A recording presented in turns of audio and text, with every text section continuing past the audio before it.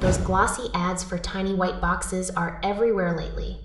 They promise a frozen paradise for pennies on the dollar. It sounds like a dream on a hot day. But there is a massive gap between what the marketing says and what actually happens when you plug one in. We need to look at this cooling device specifically. People call it a portable air conditioner.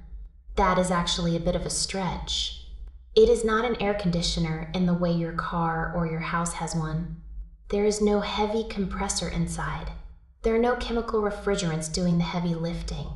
Instead, it uses the power of evaporation. Recall how a damp breeze feels on a hot day. That is the core idea here. You fill a tank with water or ice.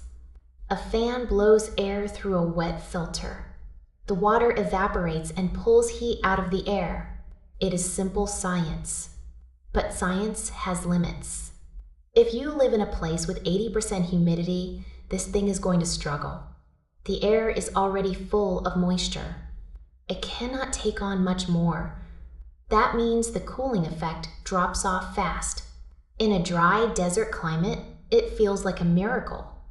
In a swampy coastal town, it might just feel like a slightly damp fan. This is why reading the fine print matters so much. You have to evaluate your specific environment before you click buy. Another thing to consider is the scale of the cooling. These devices are built for your personal bubble. They are for your desk while you work. They are for your nightstand while you sleep. They are not meant to cool down a living room full of people. If you expect it to replace a window unit, you will be disappointed. But if you want to stop sweating at your computer, it might be exactly what you need. You should also look at the logistics of owning one. How big is the water tank? If it is tiny, you will be refilling it every 2 hours. That gets old really fast. How loud is the fan? Some of these sound like a jet engine taking off next to your ear. You want something that hums quietly in the background. Check the return policy too. Some companies make it nearly impossible to get your money back if you are unhappy. Look for independent reviews that are not paid for by the brand. You want the raw truth from people who actually used it for a month. From a safety perspective, it is a standard electronic device. Keep it clean though. Wet filters can grow things you do not want to breathe in. Regular maintenance is a must. If you treat it right, it is a legitimate tool for staying comfortable. It is not a scam. It is just a specific tool for a specific job. Do not expect it to defy the laws of physics. Just expect it to make your immediate space a little bit more bearable when the temperature spikes. Consider the electricity bill for a moment. A full-sized air conditioner eats up power like a hungry beast.